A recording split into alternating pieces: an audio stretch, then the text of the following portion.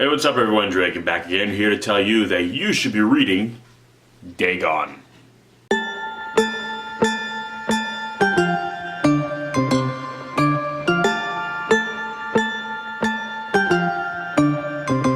So Dagon is a 1917 horror science fiction novella written by H.P. Lovecraft and kind of introduces one of the kind of pivotal beings or entities of kind of his Cthulhu mythos. And basically the story kind of follows a kind of a morphine addicted sailor who kind of recants his time in World War II where he was, or World War I, pardon me, where he was captured by the Germans before kind of making an escape and ending up on in this stretch of land or something out in the ocean where he was confronted by this monolith that had these strange etchings and appeared to have been created by a race or a culture millions of years old that essentially predated mankind. And being this is some of Lovecraft's earlier work, it was a much more simplistic story, but it started to lay the groundwork for this idea that, in addition to the whole idea of this kind of this cosmic pantheon, it also kind of introduced this notion that human beings were not the first kind of empire building race on this planet, where in the sense that we feel, okay, there might have been older civilizations on Earth that where humans might have been more advanced. Lovecraft introduced the notion that, well, perhaps they were beings that were as intelligent as human beings, if not more so, that existed before human beings, meaning we've had civilization prior to human evolution. And it kind of introduced this whole idea and notion that humanity is not special in the sense that we are not the first to achieve what we have, and that there were those who came before and those who actually might still be around, these denizens of the deep.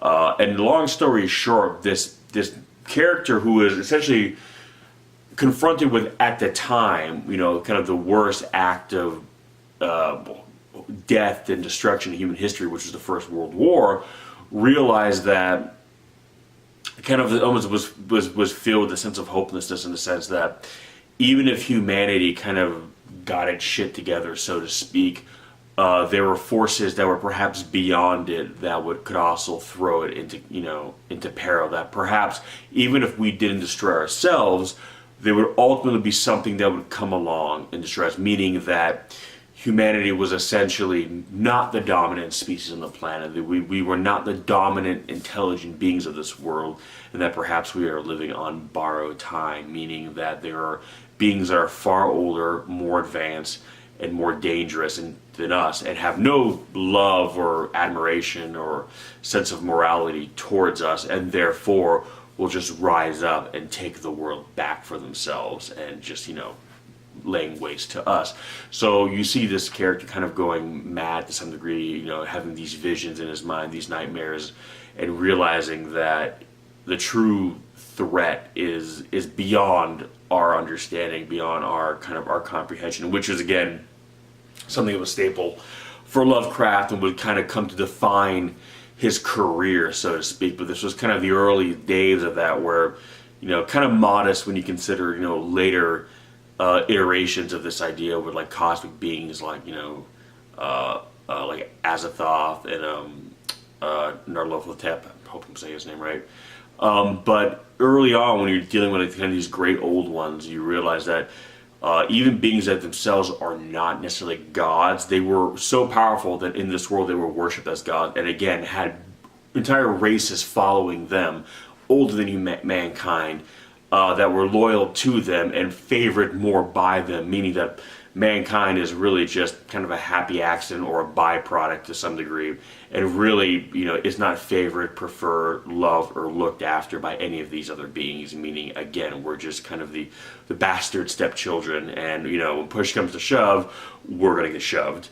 So it's kind of this story of, in a weird way, it's a story about humanity in the sense that all we really have at the end of the day is each other, that in the context of Lovecraft's work, these higher beings, these beings of greater omnipotence and power, aren't looking out for us. So even if there are gods, they're not here for us, and they're not going to do us any favors. So we might as well think of it as we are on our own and all we have is each other, and that, you know, we really shouldn't be trying to kill each other, because there is no shortage of things out there that will just do it for us. So really we need to kind of band together, but it is his experience with mankind that makes him fear for the future, because mankind can't even seem to tolerate itself.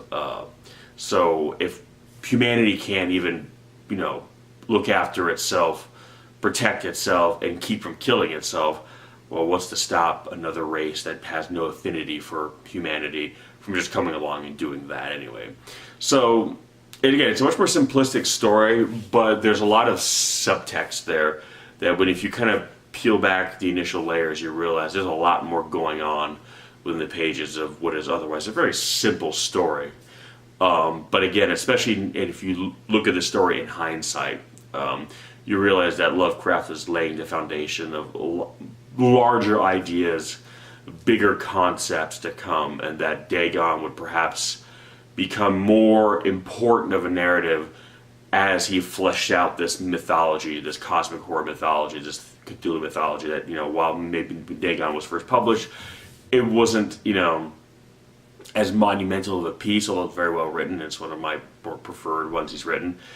On its own, maybe not as monumental, but when, you know, added to the pantheon of this mythology, you realize just kind of how important it was, kind of laying the groundwork and giving us our first peek into kind of how he viewed humanity as kind of this pointless thing, really. And it kind of just showed you like how bleak our existence really is, and that really the only way to find any kind of joy or love in this life is through each other. There is no external force out there in which we can derive love from. It starts and ends with us. So as dark and bleak as the implications of this story is, in a strange way, it really is a story about us and how we really kind of need to stick together, because, like I said, according to Lovecraft, all we really have is each other. Whatever else is out there is not looking out for us. So that's kind of just the gist of the story. Again, very simple, very to the point, some of his earlier work, but very important in terms of, like I said, laying the groundwork for what he was going to build and what would ultimately be his legacy as a writer, and making him one of the most influential writers of the 20th century. And again, you know, influencing a whole slew of writers, you know, one of the most notable being Stephen King, and myself, actually. Big Lovecraft fan, obviously, and, you know, I find that his influences kind of are starting to make their way even into my writing, subconsciously, ironically. So it almost kind of feels like some great old one invading my mind, so to speak, because I find myself writing things like I'm there with a pencil and paper. I'm typing a lot on my laptop, but, you know, little moments where I'm like, huh, you know, that's funny how that creeped in there. But again, it's, you know, I feel this is the start of Lovecraft's ultimate masterpiece, which is this mythology that he has created, which has kind of solidified him in, you know, in the pantheon of great writers, and what continues to inspire other storytellers of all various mediums today. But yeah, Dagon, kind of a humble beginning for that, but a story that, while simple, has a lot to say, and does say a lot, and one that you really don't need to dig that deep to realize kind of what's going under the surface, kind of what's the current that's running under there. But yeah, so Dagon.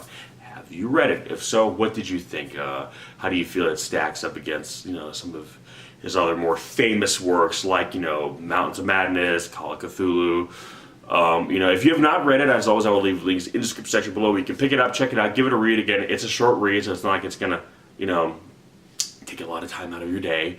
So, you know, give it a go. And again, if you're new to Lovecraft, not a bad one to start with. Again, it's kind of the beginning of his Cthulhu mythology, and you know, it's a brisk read. So if nothing else, it'll give you kind of a short and sweet taste of Lovecraft in this mythos that he's created.